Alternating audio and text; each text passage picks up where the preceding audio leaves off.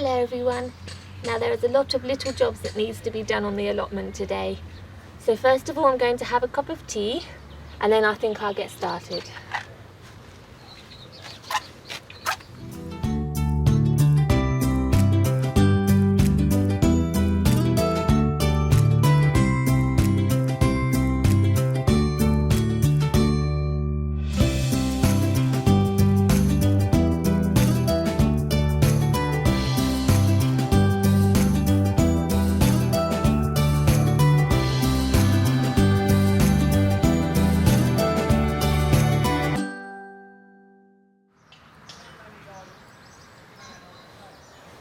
So I thought I would get up here early this morning just because there's so many little jobs that need doing.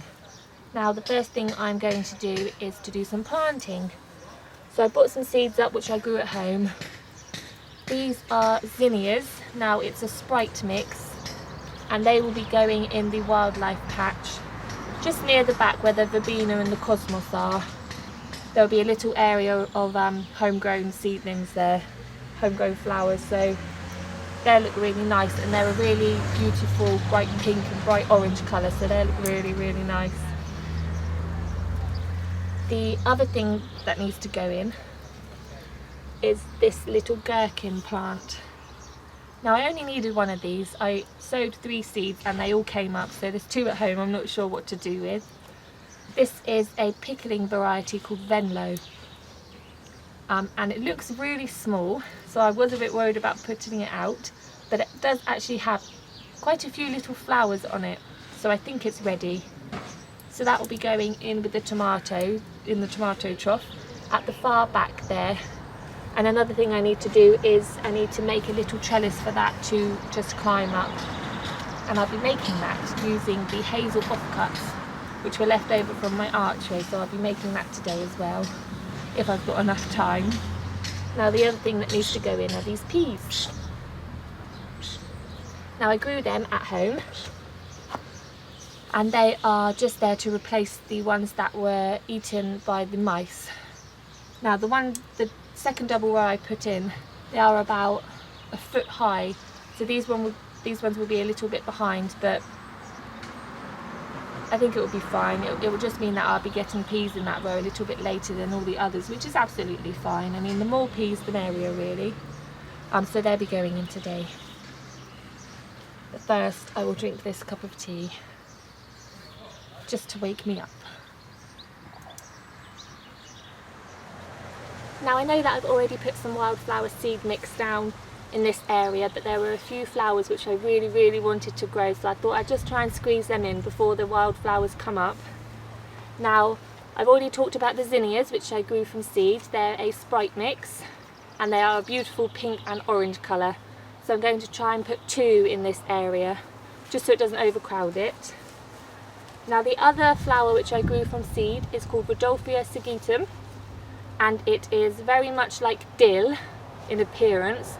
It's very good for flower arranging, so I thought I'd give it a go, and I really like how dill looks anyway, and because I'm already growing dill in the brassica bed for companion planting, I thought I'd give this a go. So there'll be 2 of them in this area as well. Now I also bought some calendula from a market. It was only £1 for a pot, so I thought why not. So that's going to go in as well. Now the petals of the calendula are edible and they are really, really delicious in salads, so there's 2 there which will go in as well. So I will just pop them in quickly.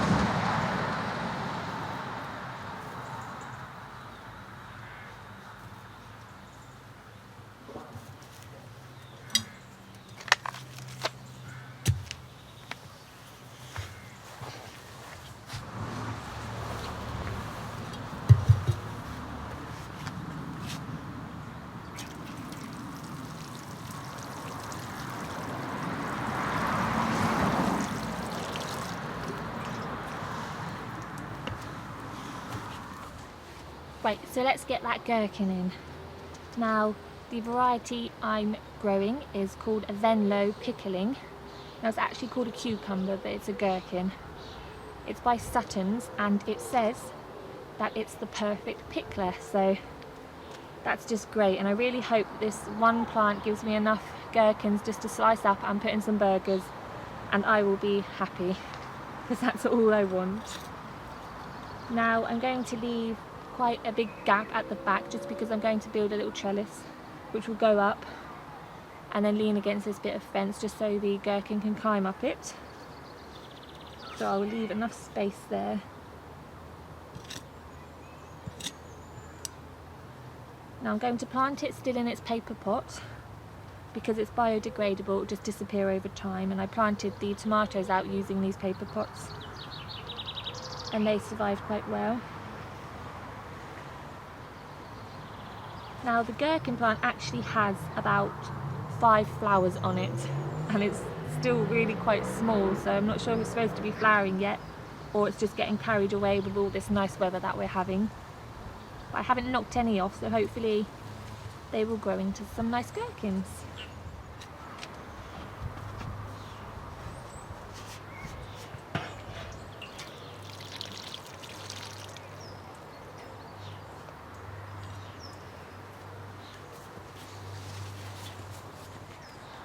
So we've had a little bit of a change of plan. Now, I was growing the purple sprout and broccoli, but because my dad's got a bigger plot now, we decided that he might as well grow it over there. Yeah, this purple sprout is harvested next spring. So because I'm doing I've got an overwinter brassica bed, we just thought it would be better to put these over there, didn't we? Yeah. Plus you can see where they've been a little bit cramped under your nets. Yeah, the nets are a bit small, so Yeah. they've got a bit... But So I'm sure they'll perk up a I've bit. got that nice big net over there, so that I can plenty of room. Like. And then I thought that I could make the brassica bed just a little bit smaller, and then I could try and fit some cut flowers in here, a little row of cut flowers, so that would be nice. So you're just going to dig them up now and take them over to the new Yeah, home? I shall try and take as much soil as I can around the roots, obviously, so you might be left with a few holes. But I can always let you have a bit more soil. Yeah, don't want to disturb the roots too much, do we? No. They're not very firm, are they? Should have been a bit firmer than that. Let's see how they come out then.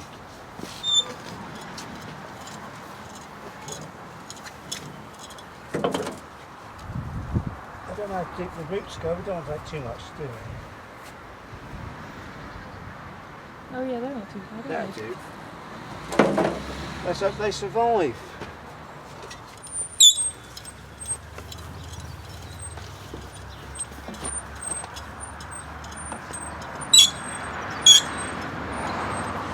Bye, broccoli.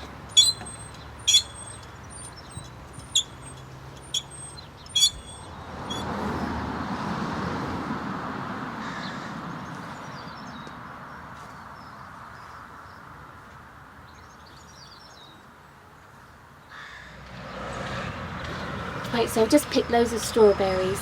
Now there is about half of one of the beds left, and there's still loads of big fat red juicy strawberries on there, so there is a big glut of strawberries, and it's still relatively quite early, so it's all good.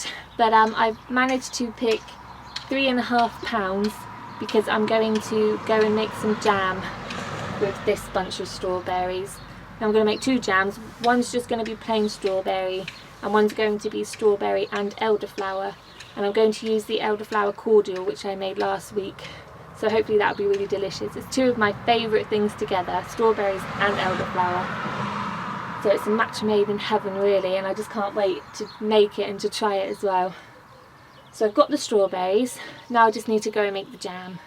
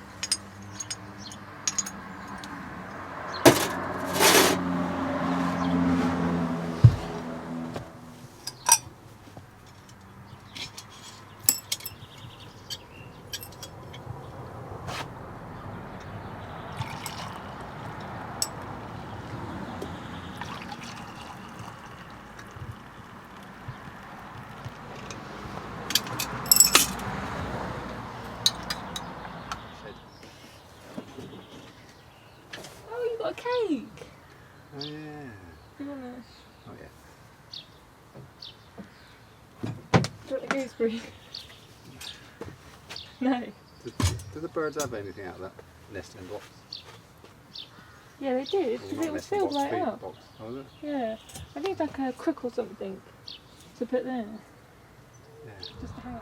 Hello. Now, a few of you on the last video have asked how I plant my leeks. Right. Now the leek is it's a member of the onion family, and it's a really hardy vegetable to grow. I believe the Latin name is Allotment. It's really hardy to frost, so it will fill the hunger gap from September to April. These were sown in, let's have a look, early February, 5th of February these were sown. And I put them in a seed tray at home and put them on the windowsill. They weren't doing too well and they were quite crowded, so I actually sort of potted them on into several seed trays, and then they started to take off from there. You can plant these out around about mid-May, once the frost is gone, and to plant them out, as you can see, I put them in their own individual hole. Now the soil is dug as normal, and then I firmed it down a little bit by laying a plank across and just walking across the plank a couple of times, moving it until I did the whole area. After that, you get a dibber, make a nice round hole, which is about sort of 2 inches in diameter, and then it's about 6 to 8 inches deep. I think these are about 8 inches deep, and all you do then is just take your leek with its bare roots and then just pop them in the hole. It's quite easy, it's as simple as that. Some people will grow leeks in a big block in a flower pot, and then when it comes to planting out like this, all you have to do is put them in water, and then all the soil goes to the bottom, and then you just end up with a bare rooted leek. Now some people just chop the tops off before they put them in, and they chop the roots off because the roots on them are quite long. I don't bother, I just put them in and then water them in individually, maybe once or twice after they've been planted. Water them in straight away and then once or twice afterwards. It depends on the weather. And then they will start growing. These have grown quite well. They've only been in perhaps a month, and they were very short when they first went in, so they're really taken off. Now when you water them, it does wash some of the water. You have to be very careful just to get the water in each hole. It does wash some of the soil down onto the roots, and that's all it needs. Now these will grow up to fill that hole, and they produce a nice thick leek with a nice white stem. When they do fill the hole, and the hole will fill up by weathering and by hoeing as well. Obviously you have to be careful when you hoe, because you don't really want it to fill up too fast, but that one is, I mean, they're all filling up quite nicely really. It will fill up. Once it is full up, when the leeks are probably about that high, you can, if you want a bigger white stem, just earth the soil up around the stem.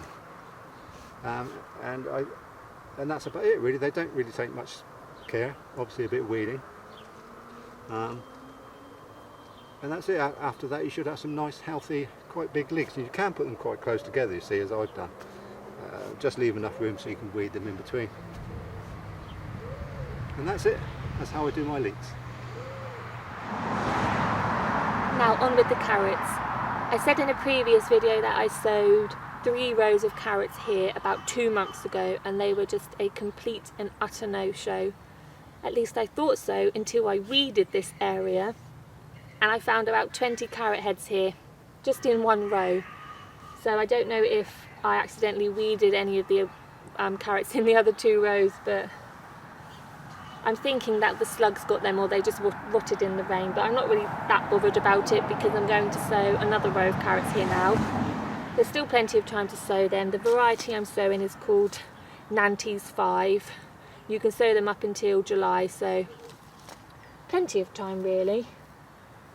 So I'm only going to put another row in here just because they have to be 30 centimetres apart, whereas before I was trying to squeeze another row in, so I'm just going to put another 1 row in here. So I'm going to use a bit of bamboo just to make a little trench which will be about 1.5 centimetres deep. I'll try and make it as straight as possible, about 30 centimetres away from this row of carrots.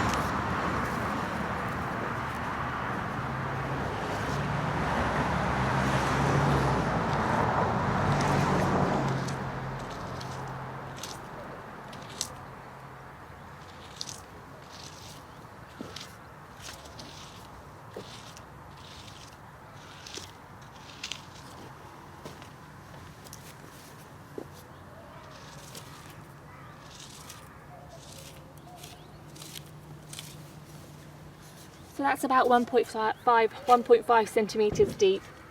The bamboo works really well just because it produces that perfect size trench to put your seeds into. So it's just a matter of sprinkling the seeds into your hand. I prefer to put them in my hand just because then you can sort of control the amount of seeds that you put into the trench rather than sprinkling them all on in one go. And the idea here is to really try and space your carrots out as much as possible, just so once they are grown a little bit you don't really need to thin them out, because obviously that will attract the carrot fly. So if you put the seeds in your hand, then there's more control to spread them out.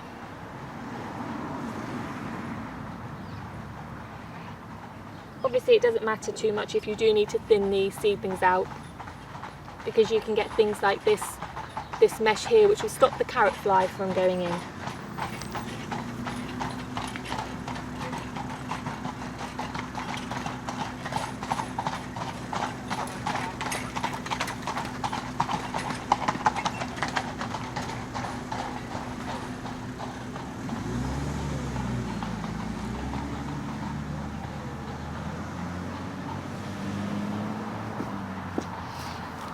Just a few more seeds.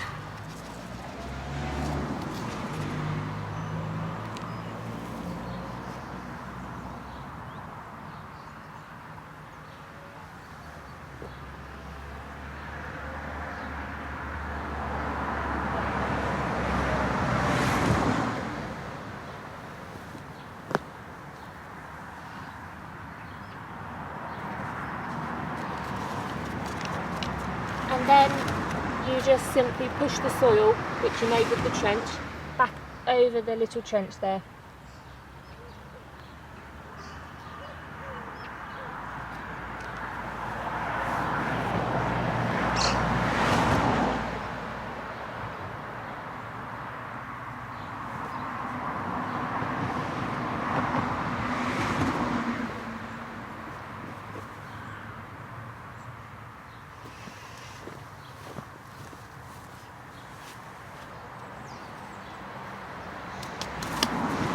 And then that's done.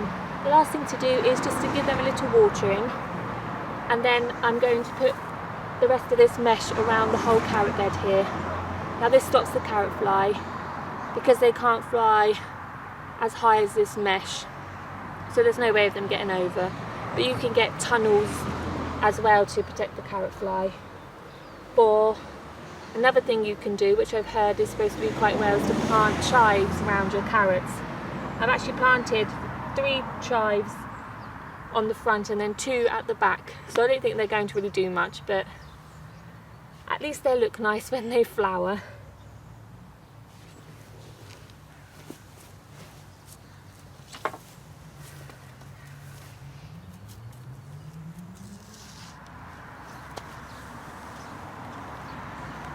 Now that's the carrots all done, so hopefully those ones will grow this time. But while I'm here, I thought I'd just mention about my potato plants. Now, I was a little bit worried about them because they never flowered. So what I'd done was I dug some of the international kidneys up, and I was very happy with what I found. I actually filmed it, so I will show you all a little clip of me digging up my first potato crops.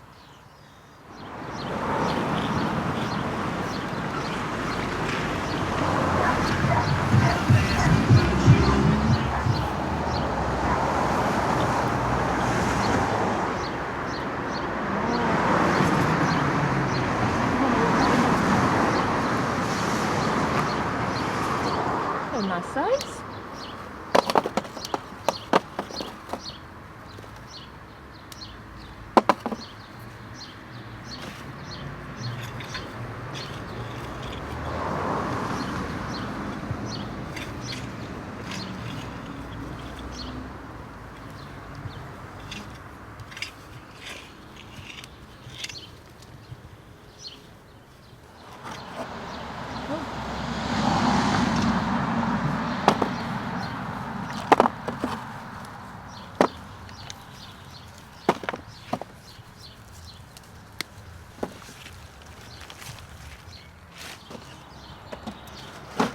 Right, so I dug up 3 plants, so that's enough for tonight's meal. Now there wasn't many potatoes per plant, which I'm a little bit disappointed with, but I'm quite happy with them. They are a little bit large, but we'll see how they taste for dinner. But no, I'm really happy with them. And I've not known anyone who's grown international kidneys before, so it was good to try things out, and they turned out alright. So I'll try them for dinner. The rain clouds are just rolling in now. It's looking very dark and very miserable up in the sky, so I thought I'd wrap everything up and head home, just because I'm cycling and there's nothing worse than cycling home in the pouring rain. So I thought I'd better get home quickly. So that's it for this video. Now, before I go, I just want to share a little clip with you of another trip I had to Mottisfont Abbey. Now, I went one evening in the last week, and it was in the glorious sunshine and all the roses were out and it was really lovely. So I thought I'd share a little clip with you all because it was just really beautiful. So I hope you enjoy it. Thank you for watching, and I'll see you all next time.